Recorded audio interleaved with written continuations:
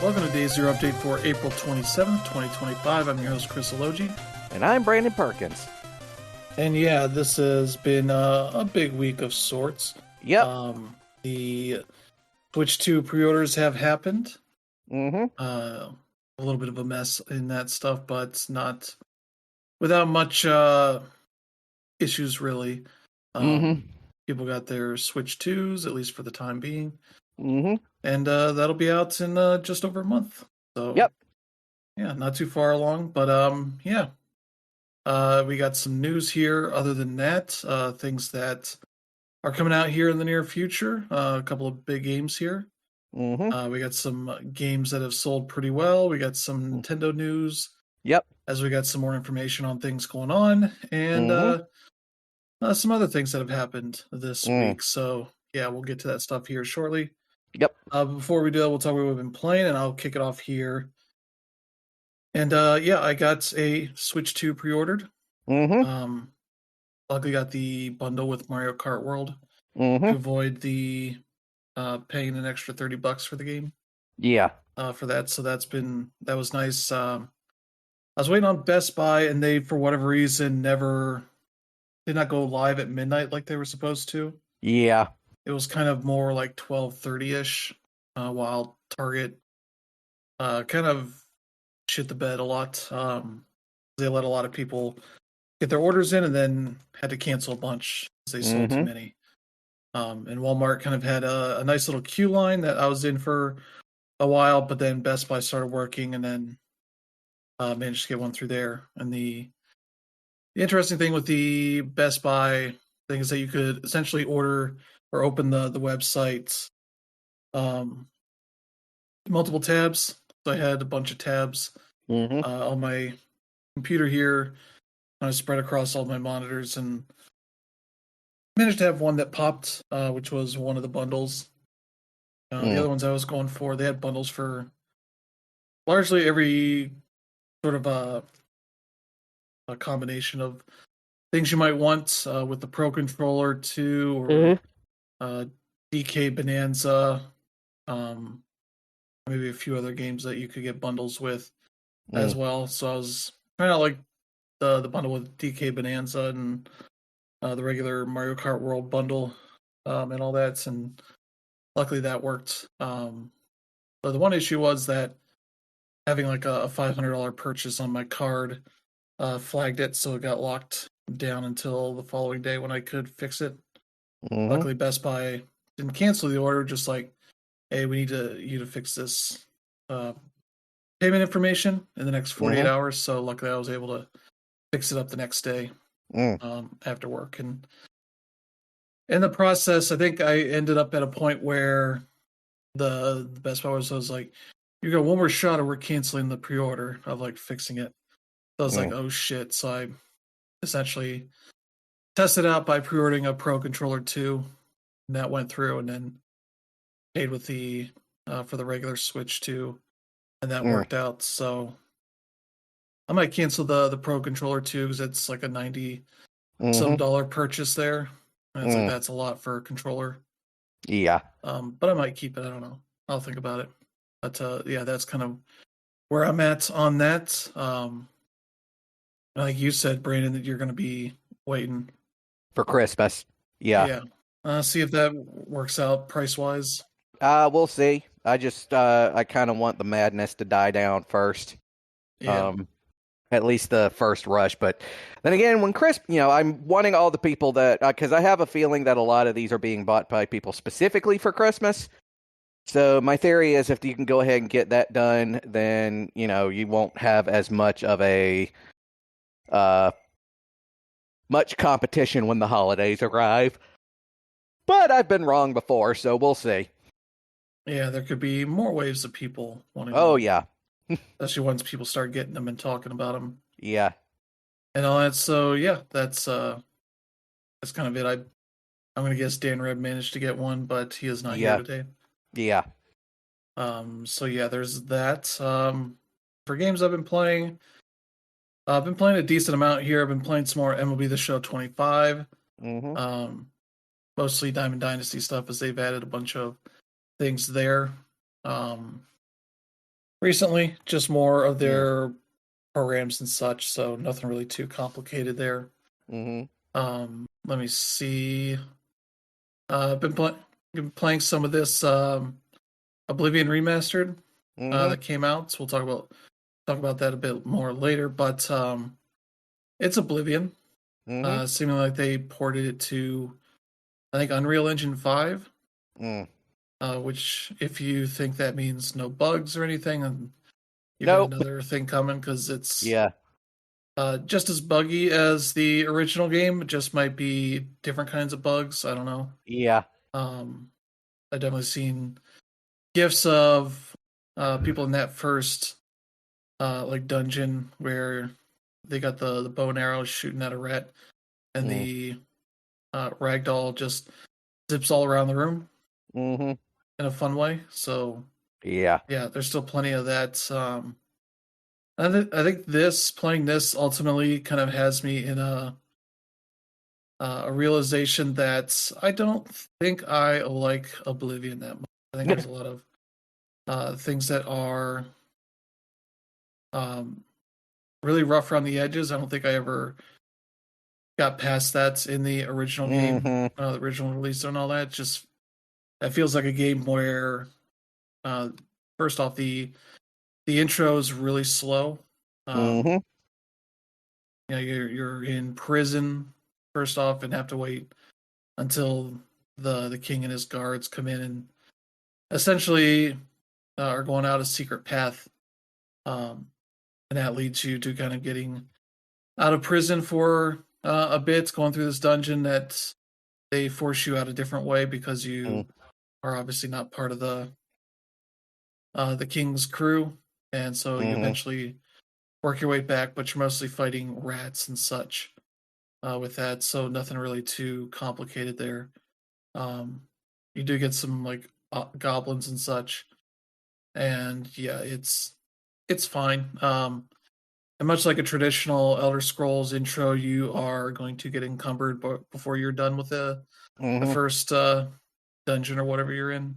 Mm. Um, which I did with the bones and all that you're collecting. Mm. And yeah, it seems like they've changed some things. I guess the level up system has changed a bit. I really don't remember what the original one Mm-hmm. was. It seems like every time you level, you have to sleep, and then from there you pick stats to upgrade. Mm-hmm. Um, otherwise, the your minor stats just upgrade as you do the thing more. Mm-hmm. So if you just sit there and jump a bunch in that early dungeon, you will upgrade that a bunch and get some XP from that. Mm-hmm. So you can sit there and level up just at the beginning of the game, Yeah. doing that stuff. I ended up making a warrior, Mm-hmm. essentially, that's better at just basic combat as well as being stronger and able to keep that stuff, hold more stuff, essentially, just a better horde class, Mm-hmm. which is typically the way I play these games is hoarding a bunch of stuff. Mm. Other than I was reading a guide that I assume it was for the original version that GameSpot updated a bit for the remastered edition, and so I Mm-hmm. assume it still works this way. But finding out that the if you like stash your stuff into crates, um, that stuff will disappear eventually Mm-hmm. because the game essentially repopulates those crates every few days, in game days, I think. Which is kind of annoying. It's like just and give me a place to stash it, and you'll probably do at some point. Mm. Get a place you can stash things permanently, but these are all things that are largely uh, have no value to them. Mm. So like, you go through a bunch of these crates in the city Cyrodiil, I think it is. Mm-hmm. Um, that you just find a bunch of random stuff in there. Uh, lots of clothing items and such that don't actually Mm-hmm. um, count for anything. Like if I go try to sell them, you probably have to go to specific retailers for that, but I could not figure out which ones. And it seemed like largely what you would do is put them on sale at the like a thieves merchant that would take anything in. Which then like, well, I'm not going to sit here and carry this shit, so I have it stashed in a specific crate somewhere. But then it's like, well, it's going to disappear anyway if I go out and do anything. And it's just seems like a game that's held back a bit by the time frame it was built in and all that. Whereas Fallout 3 and 4 and Skyrim all don't really have those issues. So yeah, that's kind of the thing. Was like I kind of enjoyed Fallout more, and I enjoy Skyrim more because Skyrim kind of makes all this stuff a bit more intuitive, easier to get around. The menus themselves are also very rough around the edges because they were kind of one of the first games of their type trying to release both on the PC and consoles like this, and that entails them taking menus that are very much designed around mouse and keyboard, using them and trying to use them for a controller that just doesn't hold up as well these days. I think the other issue I have is like following quests can be kind of annoying, especially because the way that they show up, they don't really track them, especially like the way that we would expect to 20 years later. Because all you get is essentially like an icon on your compass, and it can mean you need to find specific ways around. The map's not always great on that stuff. There's a lot of stuff that's rough around the edges, things that would get fixed in other games Bethesda does, or just other games in general that built upon what this game was doing and all that. So yeah, it's just kind of rough around the edges in a way that's like, it's fine to play, but I don't know that it's one that I will play much more. So luckily it's on Game Pass, so I don't have to pay $50 for it and deal with that. But I might still play a little bit more, but I don't know it's going to be something I'm going to get sucked into. Especially like I have in the Fallout games or Skyrim. So yeah, that's Oblivion Remastered for that. So it looks a lot nicer. For the most part, there are plenty of visual bugs and such, so that's not too big of a surprise for this, because it's probably something that's pretty tough to get bug tested by the amount of people that they have access to versus getting it out there to millions of players on Game Pass and all that. So yeah, there's that. It looks pretty good. It runs pretty well. I'm playing on performance mode because it felt a lot better on that than the quality mode, even on a Series X. So there's that. Let's see. Also been playing some more Crime Scene Cleaner. I've worked on the second job where the story-wise, you've been kind of pulled into the Mafia, helping them out, because the first job goes mostly fine, but once you get home, you find out, like, oh yeah, part of this cleanup involves some stuff that was tied into the Mafia's business. So yeah, this is just one of those things where it's not really too surprising. So you get to a new job that takes place at this like spa area that you have to clean up and dealing with that. So yeah, it seems perfectly fine. I've been doing some power washing in there. It's like a new tool I got, and that works pretty good for longer distance cleaning. This area has some nice little twist to it where you're finding a lot of keys for the various lockers in the different rooms, so you get a bunch of extra shit you can steal from there. So yeah, that's Crime Scene Cleaner, pretty solid for what it is, but nothing really too amazing. Just something that's nice to have, something from Netflix or whatever on while you're playing it. So there's that.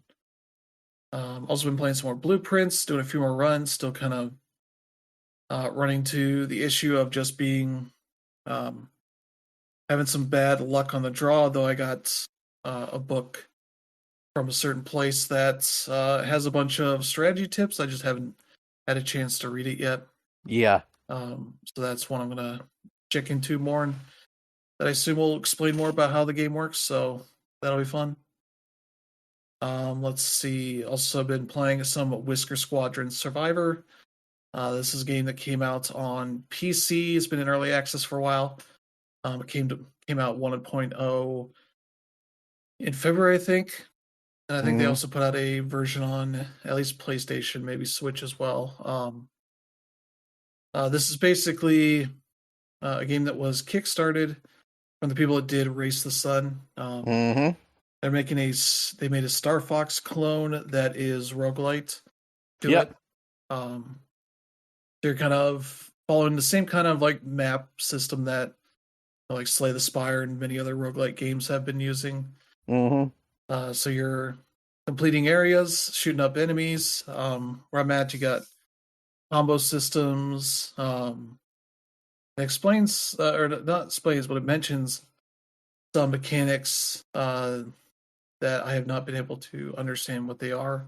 Like height boosts and some of this stuff. I'm a little confused on that, but otherwise, it's a pretty neat game. Kind of taking that kind of style of game and making it more roguelite, where I got into the second area, beat the first boss, and got to a second area that was pretty neat looking.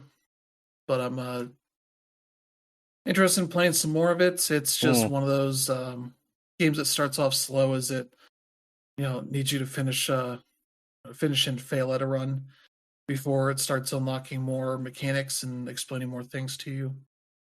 But I'm at the point where I'm getting currencies to upgrade stats and such between runs, and kind of making it easier to survive longer. But you do run into random tiles that are definitely going to throw things at you. Like there's fog stages that you can't see in the distance further, but you get twice as much XP out of it. And so every time you fill up your XP bar, you pick out a perk, either upgrading one of your existing weapons or adding something new. You get like drones and such that'll follow along and do some extra attacks for you. There's a little bit of like Vampire Survivors to it in that sense, though. There's no automatic attacking in general. Just it's all Star Fox like stuff. But it's pretty fun. So I'm looking forward to play some more of that. And the last one here is a game called Peglin. I got this for the PS5. It's coming to consoles here on May 1st, so later this week. But I got a code for it early. It's basically roguelite Peggle, which is neat. It's not so far. I have had some pretty good fun with it. It's maybe not as good as a game that I really like called Round Guard, which is the same kind of concept, but here you are fighting enemies. They're kind of moving along the top part of the screen with each ball that you shoot. Whereas in Round Guard, you just had like specific stage designs of all these pegs that you're trying to hit and all that. So this one's more has bespoke stages, but you're trying to hit pegs to queue up attacks for enemies. And as you go, you're kind of picking new balls to add to your arsenal, so that you will see kind of a line of different balls that will go with each attack. If you run them out, you essentially have to skip a turn and potentially take damage to reload your lineup of balls. And so, yeah, you're trying to get successive taking out these enemies, and then get an opportunity to use some of the currency you get to buy new balls, or upgrade your existing ones, or refill your health, that kind of stuff. It works pretty well. It's pretty easy to get into.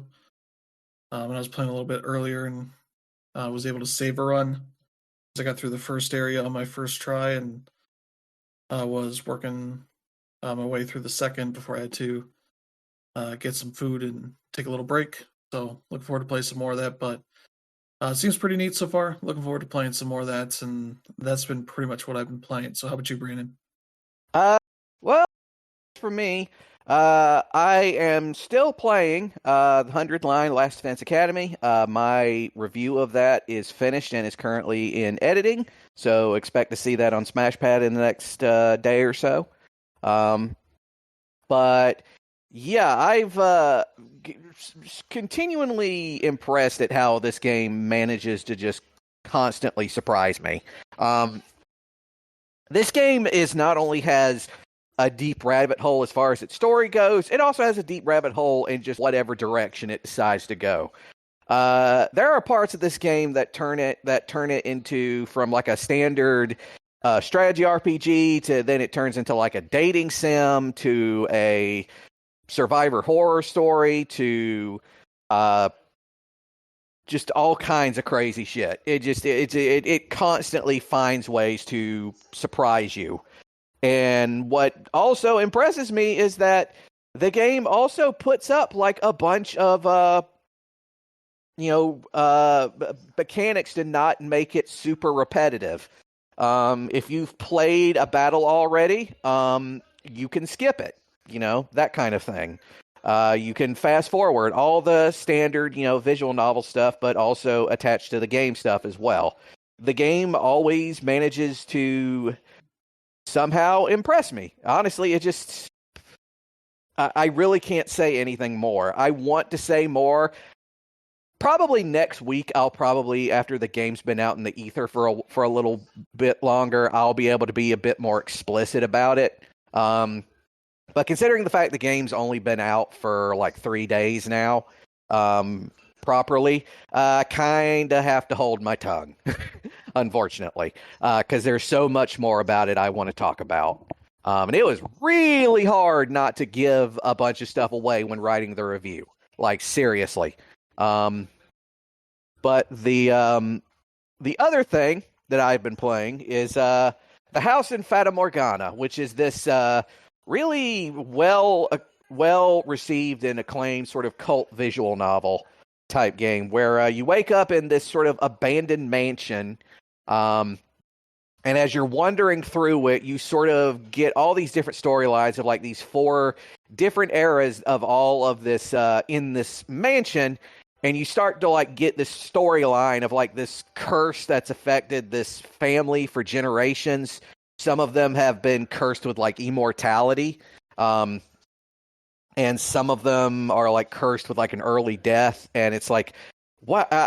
Again, it's one of those things I can't give away a whole lot, but it's a surprisingly like not only really well written and in-depth story, it's got a lot of heart to it as well. But yeah, that's basically what I've been playing. All right. So yeah, let's get to some news here. Mm-hmm. And first up for Nintendo Switch Online plus expansion pack for the Game Boy Advance app, they got a new game here. Let's see, Fire Emblem: The Sacred Stones.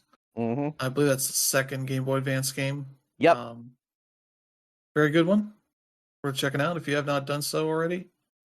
I think I have a physical copy of this, so I don't really need any of this. Mm-hmm. But yeah, if you have not checked out those GBA games, see what the series was before they became waifu simulators. Mm-hmm. Or when it like, well, I mean, actually, to be technically clear, the whole waifu simulator thing actually, it didn't start necessarily with that. It's been kind of a current in the series for a long time. It just but yeah, the early Fire Emblem games, when you play them, they come off kind of stiff, especially compared with the recent ones where the mechanics have been kind of I guess kind of streamlined a little bit and not as like opaque as like the original ones kind of could be. But also, those older games, like the whole class system is a lot more stringent. And it's also that whole like rock, paper, scissors system that it has on weapons is basically, like in some of the recent games, that's not really like as big of a of a factor, especially Yeah. like starting with three houses. But in the original ones, like that was a hard and fast rule for like everyone. Yeah. But those games, as primitive as they may look, they still hold out. They still have aged fairly well. So, Yeah. They have a great style to them hmm that still holds up very well. So yeah, that's one definitely to check out. We have not done so hmm yet, so there you go. hmm I'll have to see if I think we got one of them coming to the GameCube thing. hmm Yeah, I'm double checking here. Yeah, I think that is the case. So yeah, that's neat. hmm Yeah, Fire Emblem Path of Radiance, one that's did not get printed very much, so they got very high resale value. Yep. Yes, they do. So yeah, there you go. Yeah, we got here. There's a new PS5 firmware update that adds some new stuff to it, as well as bringing back those retro themes Yeah. that we got late last year. Yeah. During the anniversary. Yeah, that are very silly themes hmm because they're kind of bigger than they probably should be, and they kind of cover up game art to them hmm in a very fun, ridiculous kind of way.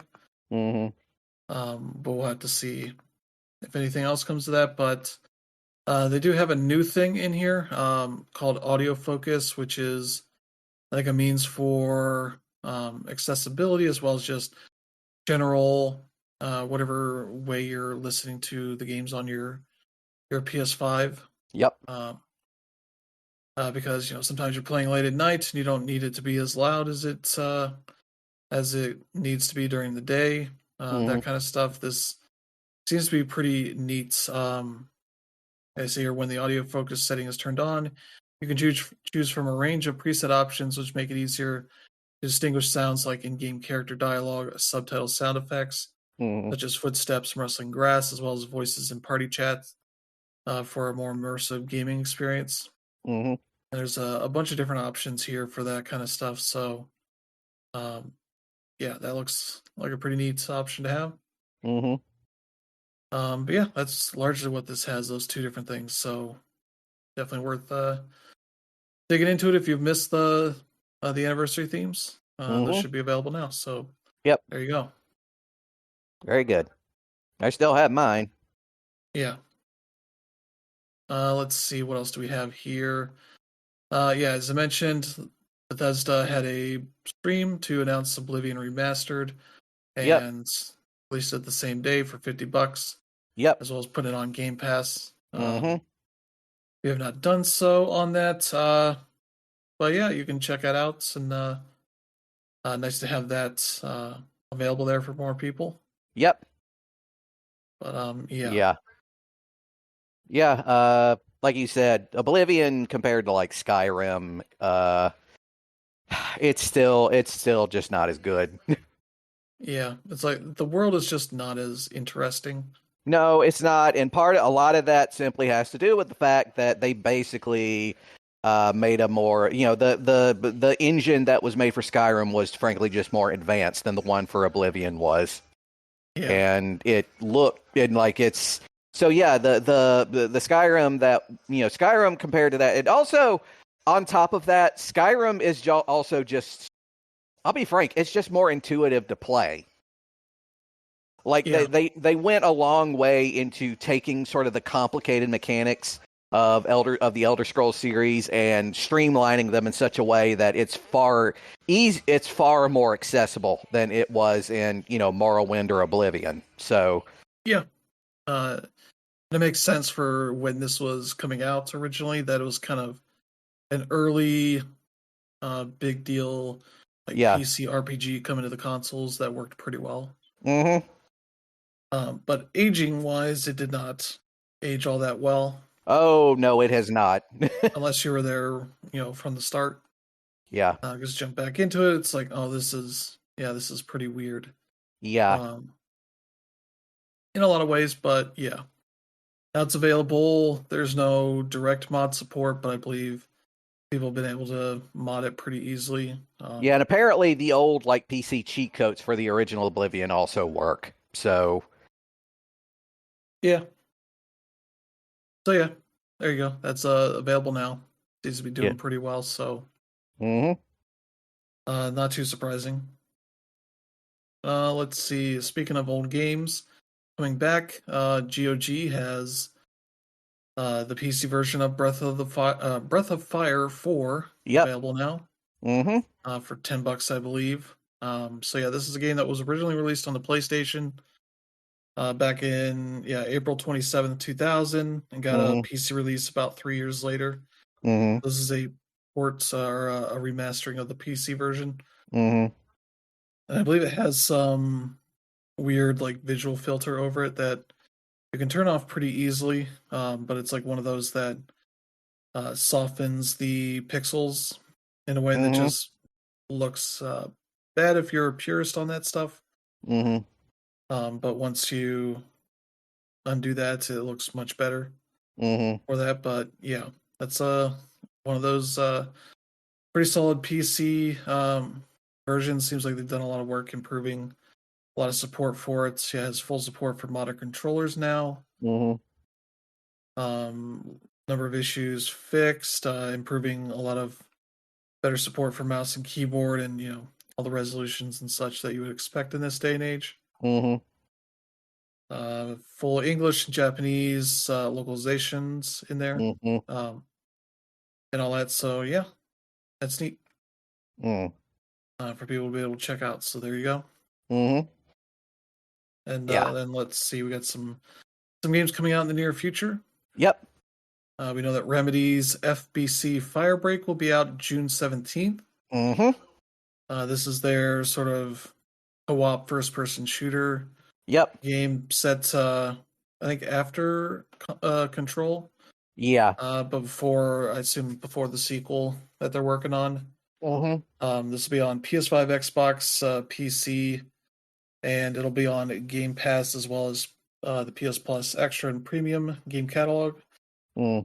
So people will be able to check that out. Otherwise, you can pay $40 for the game, Mm. or $50 for a deluxe edition with a bunch of extra stuff to it. So, Mm-hmm. yeah, that looks pretty neat. I'm looking forward to checking that one out. See how Mm-hmm. that goes. Yeah. So yeah, there you go. Some nice Mm-hmm. extra FBC stuff with Yeah. the Federal Bureau of Control.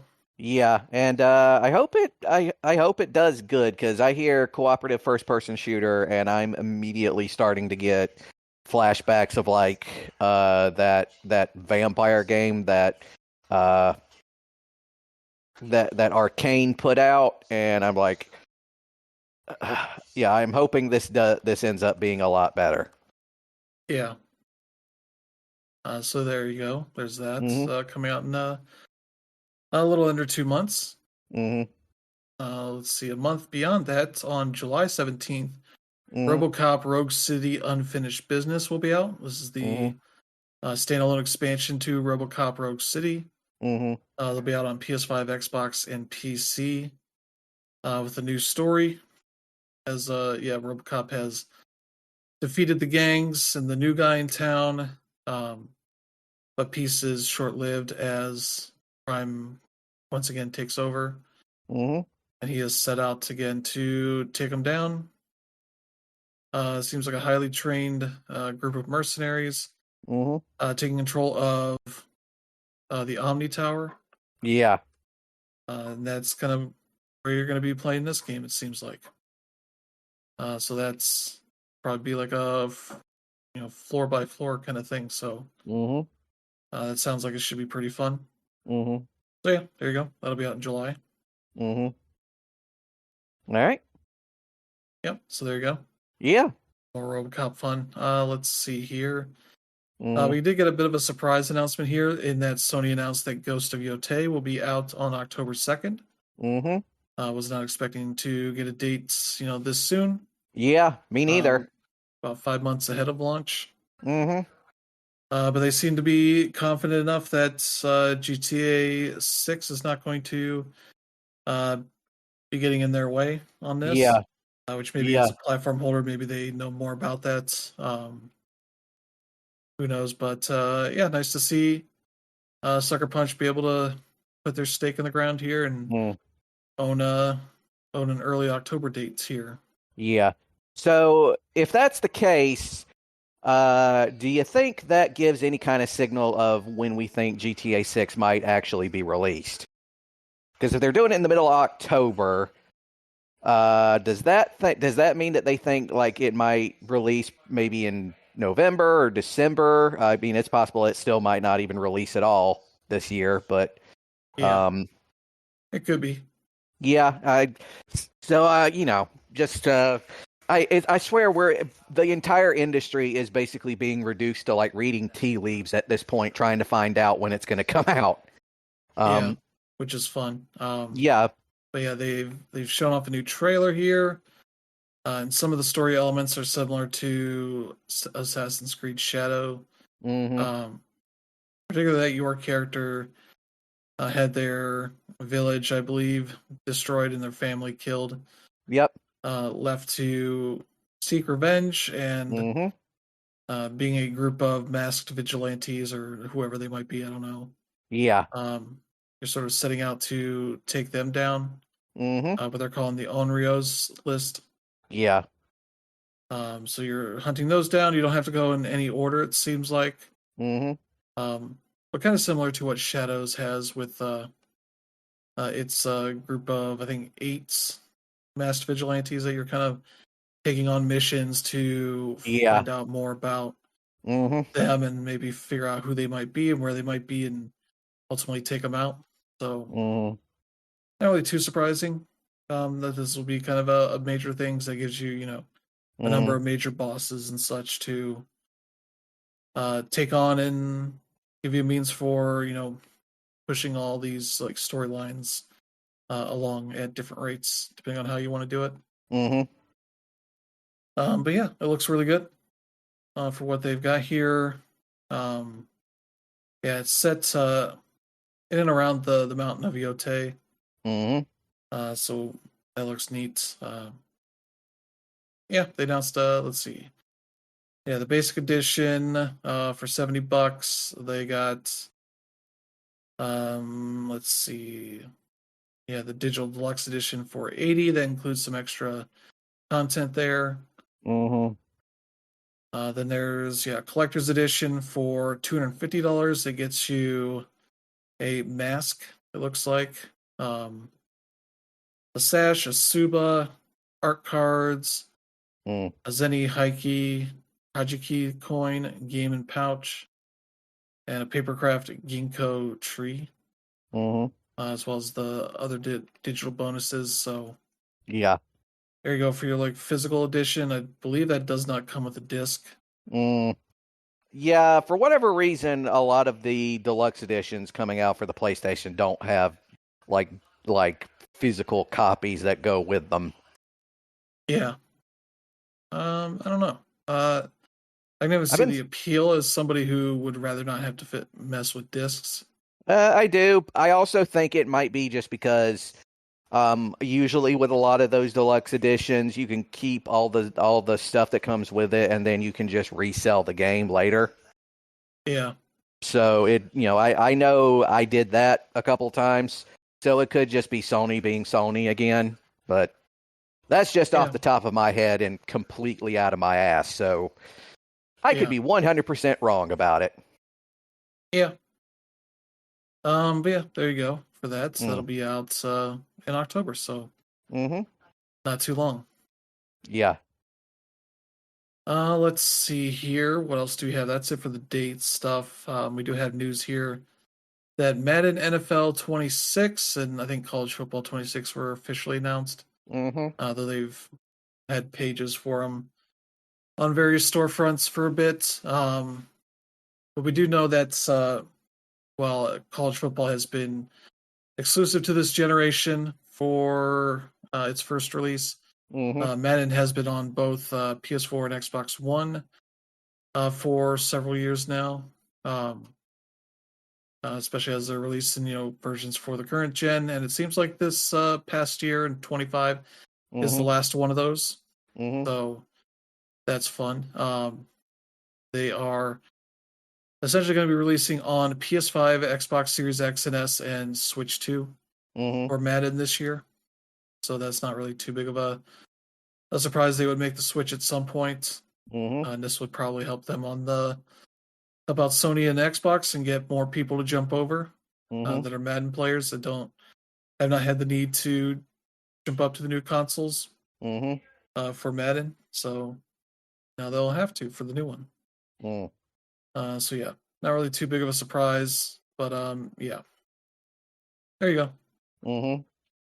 It still seems like College Football 26 is not going to be on Switch 2 yet, but that might be next year for that. Because yeah, let's see, Madden's going to be out August 14th, College Football 26 on July 10th. Yeah. And they're already selling $150 MVP bundle that gets you the special editions of both Madden and College Football. With all the extra Ultimate Team crap in there. So there you go. That's something you can check out here. All right. Yeah. Let's see here. We got some games selling pretty well. Claire Obscure Expedition 33 that just came out. Yep. Has reached 1 million copies sold in its first week. Yeah, which is really good, especially for a brand new IP. Yeah. And honestly, everything that I've seen online is telling me I absolutely have to play this game. Yeah, it seems incredibly French. Very, very French. It's like meta as hell. There's, apparently the actual gameplay is incredibly addictive. And I'm just like, well, fuck, man, I gotta do something. Yeah.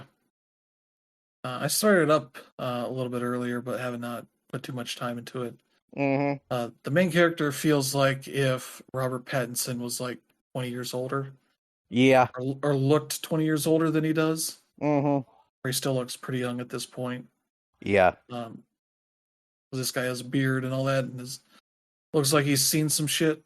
So yeah, that's a fun time. So yeah, that's nice. It's also a cheaper game. It's $50 for its launch, and definitely seems to be not a huge budget game. Fairly reasonable for what it is for that. So there you go. Let's see. Also selling well is Resident Evil 4's remake, which has reached 10 million copies sold, which I believe is the first or fastest, I guess, to reach this milestone. For that. So yeah, that's good news for that one. I wouldn't be surprised if that's more than the original, but maybe with all the other versions of that is not the case anymore. I'm gonna see if I can find. There we go. Their platinum sales list here. Okay, Resident Evil 2 sold 15 million at this point. Biohazard 14.4, Village is 10.9. Okay, so Resident Evil 4 remake would be right there. But the original RE4 is not in this top 10, so yeah, this would be above that. Yeah, Resident Evil 4, the remake is at 11 here because they haven't updated yet until their next quarter. It's at 9.2. Yeah, there's the original Resident Evil 2 at 4.96. So yeah, Resident Evil 4 did not sell that well. Unless I'm just missing it here, but yeah. There you go. Resident Evil 4 remake, good enough to sell incredibly well like this. Yep. Which helps when it's on all the platforms. PS5, PS4, Xbox Series X and S, and PC. I'm sure they'll release a version on the Switch too at some point. Because if there's a new platform that shows up, Capcom will port all their games to it. Because they like to sell copies of their games. So yeah, there you go. Let's see. Yeah, as I mentioned before, Nintendo pre-orders stuff happened, and as a result, a bunch of those games are now available on Nintendo's web store, as well as various retailers and such, so people have been able to learn more about the sort of games and such that are happening here. Mm-hmm. And we know more about the upgrade stuff that's happening for Nintendo's games. At least I don't think I've seen any of the third party stuff have Mm-hmm. upgrades available just yet.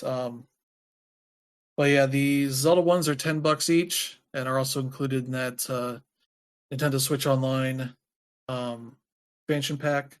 Mm-hmm. So if you have that at launch, you can check out the upgraded versions of those if you have the original games. Mm-hmm. So there's that. Those are the only ones Nintendo has at launch. Because there's Kirby and the Forgotten Land that will be out. I forget when that is. I think Mm-hmm. I have it on my list here. Let's see. Kirby, where's Kirby at? Kirby and the Forgotten Land is August 28th. That's Mm-hmm. a $20 upgrade for it Mm-hmm. because it's adding essentially a big expansion pack to the game. Mm-hmm. But if you don't own it already, you have to spend $80 on the bundled Switch 2 edition. Mm-hmm. Super Mario Party Jamboree is also $20 for the upgrade. Mm-hmm. If you own the original game, $80 for the bundled edition. Mm-hmm. But that'll be out in was it July 24th. Mm-hmm. So yeah, those will be shortly after launch. Mm-hmm. But yeah, there you go. There's at least a decent bit of range there Mm-hmm. for $10 or $20, as well as a number of their games are getting, I assume, upgrades that'll essentially like unlock the frame rate to let those games run better on a more powerful Switch 2. Mm-hmm. Super Mario Odyssey, the two Zelda games that um, were based on Link's Awakening and Echoes of Wisdom, Mm-hmm. that kind of stuff. So there's they're not upgrades, but updates that will, I assume, unlock the frame rate for them. We'll probably get more information on that when those come out. But yeah, there you go. Mm-hmm. Yeah. So yeah, not quite as bad as I thought it was going to be, but still probably a little bit more expensive than it has to be. Yeah, But I mean, it's Nintendo. What do you expect? yeah, they're gonna get their blood Yeah. out of you. So there you go. Also, a thing we found out. So now that a bunch of games are available for pre-order, we found out that a bunch of them, especially third parties, are using the game key cards, Yep. which are essentially don't store any data on the card itself. Just essentially starts a download for the game itself from Nintendo servers. Mm-hmm. Because it seems like the current rumor is that they have three different types of cards available for publishers and developers. It's an 8 gig card, a Mm. 64 gig card, or the game key card. Mm. And so there must be some decent savings using the game key card that has caused a number of publishers to decide to forego Mm. putting the game on the card itself. Mm-hmm. Because yeah, the ones here we have confirmed to be game key cards are Raito Remastered, Mm. Yakuza 0 Director's Cut, Puyo Puyo Tetris 2S, Sonic and Shadows Generations, Bravely Mm-hmm. Default Flying Fairy HD Remaster, Yeah. Street Fighter 6 Year 1 and 2 Fighters Edition, Hitman World of Assassination, and Daemon X Machina Titanic Scion. At least Mm-hmm. that's in Japan. Um, so you got a bunch there. But it's like Puyo Puyo Tetris is not a huge game. It can Mm-hmm. easily fit on the 8 gig card, so that has to be very much like we save X amount more if we just go game key card. Mm-hmm. And that'd be Sega right there. So Sega's a bunch of these because that's Raito, Yakuza, Puyo Puyo Tetris, Sonic X Shadows are Mm-hmm. all Sega right there. So they must be all in on that. Mm-hmm. At least from what we know here. Games that are confirmed to be fully on the carts. It's all of Nintendo's offerings. Donkey Kong, Kirby and the Forgotten Land, both Zeldas, Super Mario Party Jamboree, and Mario Kart World. Mm-hmm. There's also Cyberpunk 2077, which they must be compressing like hell there because that is a big game. Mm-hmm. Rune Factory, Guardians of Azuma, Daemon X Machina, Titanic Scion in the US, Mm-hmm. and then Story of Seasons, Grand Bazaar. Mm. Is also getting a Switch release, so I'm not too surprised that probably doesn't require a ton more of size for a Switch 2 version for Mm-hmm. that. So there's that, and there's a number of others that we don't know Mm-hmm. yet, but we'll probably find out before launch. But yeah, like most third parties are going for the game key cards, and it seems like a fewer putting them on the card itself on a Mm-hmm. one of the other card options. Put the full game there, but yeah, Mm. that's kind of where that's at for the physical games for the people that are very upset by the existence of game key cards. Mm-hmm. It seems like the potentially like the best of both worlds because you still get something you can sell, but obviously, Mm-hmm. um, if you try to play it when you're maybe not next to a Wi-Fi spot, you'll have nothing to play right there. At Mm-hmm. least initially, once you do get it downloaded, then you will have something to play. But yeah, Yeah. that's something there to keep an eye on. Mm-hmm. All right. Let's see, and then the last bit of news is that the Switch 2 GameCube controller will be $65. Mm-hmm. I assume probably was going to be $60, but they bumped it up for uh, tariffs reasons probably. It will work with other games. Technically, it can, but also technically it can't because if you remember what a GameCube controller lacks Mm-hmm. compared to normal controllers, it'll be one of the shoulder buttons. Mm-hmm. Because I don't think what they probably should have done is added another shoulder button and let those be mirrored in the on the GameCube games. Mm-hmm. Then we'll let you play other games just fine. But no, it looks like that'll end up being the big issue here. Mm-hmm. At least on on the front of it, doesn't look like it has any of the other stuff like the X, the plus and minus buttons and any of the other screenshot and all that buttons, but maybe they're on top here. Yeah. So yeah, it seems like the thing you could probably do. I don't know if this has been confirmed yet, but there are companies like Retro Fighters that makes more modern versions of a number of classic controllers that Mm-hmm. work on the Switch itself, and that would then work on the Switch too. Mm-hmm. They do have a GameCube controller. Yeah, let's see here. Yeah, the Battler GC Pro is their new version.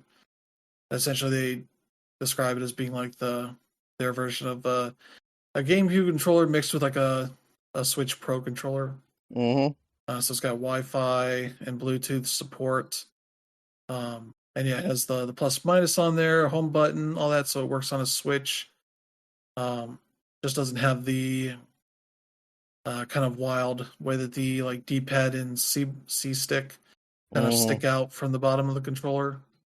It's kind of moved in like a regular Xbox or Switch Pro controller Mm-hmm. kind of thing, and has buttons on the back you can program, little switches on there for um, messing with things there.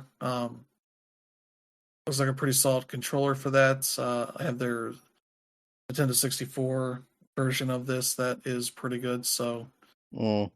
that might be an option for people that want to get something that'll be more usable across all games because they have two shoulder buttons on there because they let you kind of use whichever you want. So there's options for that, but a GameCube controller neat stylistically, but kind of wish they add a little more, especially if they're going to charge that much money for it. Mm-hmm. But yeah, there you go. Yeah. Let's Yeah. see here. Yeah, Yeah, just saying, like, again, it's Nintendo. They're going to bleed you dry if they can get away with it. Because yeah, they know there will be people who will be willing to pay. yeah. Let's see. Yeah, and more effects of the tariff war that Trump has been trying to wage, though currently right now it's on pause, because I think he's currently talking about bringing them back in July. letting countries do deals until then, something like Mm-hmm. that. But companies are basically hedging their bets right now, especially say the companies that make a lot of those retro handhelds Oh yeah. that people do a lot of emulation on. Particularly, we got word from what's their name? Ann Bernick makes a lot of classic Game Boy Advance style emulation handhelds uh, that look pretty good, but they've said they're going to stop sending shipments to the U.S. Mm. Over these tariffs. So people that bought that stuff no longer will be able to get them, at least firsthand. Maybe they'll be able to find some used that they can Mm-hmm. buy from other people, but yeah, that's a shame as a result. Mm-hmm. I believe it seems like people are expecting the other companies that are operating out of China and Hong Kong on this stuff will probably end up doing the same. Um, we'll see how that goes for them, but yeah, this is a shame for people that like these things for their emulation purposes. Mm-hmm. But yeah, not really too surprising. So there you go for that. And another story here about a similar aspect of the politics affecting games. There's been the BDS movement announced that they were setting up boycotts against Microsoft Mm-hmm. because Microsoft is a major tech partner to Israel in the things that are going on in Gaza right now. Mm-hmm. They have been for the past couple of years. So they have been organizing a BDS campaign, boycott, divestment, sanctions campaign against Microsoft that also includes Xbox. Yep. Um, Particularly encouraging you to not buy Xboxes, maybe sell them if you don't need them, but Mm-hmm. to also avoid buying games. Don't subscribe to Game Pass. Mm-hmm. Do any of that stuff to support them. Buy their games on other platforms Yeah. because they sell a lot of stuff on PC and PlayStation and all that. So, Mm-hmm. and part of that, the developer for Tenderfoot Tactics, Badru, Badru, has pulled their game from Xbox platforms in Mm-hmm. solidarity with the BDS campaign. Yep. And it seems like they say here, we hope that Microsoft will listen to the voices of their workers and customers and stop all business with a criminal Israeli military, which you have watched conduct an open genocide in Gaza over the last 18 months. Mm-hmm. There was that story a couple of weeks ago that one employee that was at one of their banquets over their AI stuff Mm-hmm. was basically protesting as the head of their division, was talking about this stuff, and she obviously got fired as a result, Mm-hmm. claiming over performance reasons, but you can figure out it was probably not that big of a an issue. It was probably the openly calling out uh, their employer over there Mm-hmm. working all this. And yeah, they seem to have gotten a lot of people's support on the Steam version of this game.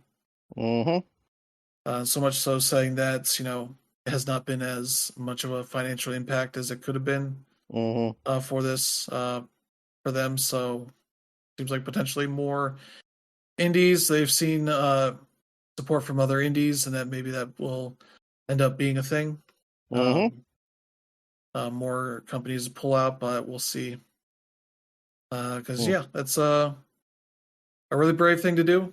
Mm-hmm. Potentially remove potential sources of income over this, but the public nature they have done this has at least allowed people to know more about this game. Because I would not be surprised if most people listening did not know what this game was Mm-hmm. before this news, and now they're out there Yep. getting some decent support. So yeah, that is a brave thing to do, uh, nice thing to do, and all that. So Mm-hmm. yeah, good on them. Oh yeah, definitely. Yeah, I mean, you got to when you're, there is an understanding that when you make a decision like this, like you're going to take a financial hit to a certain extent.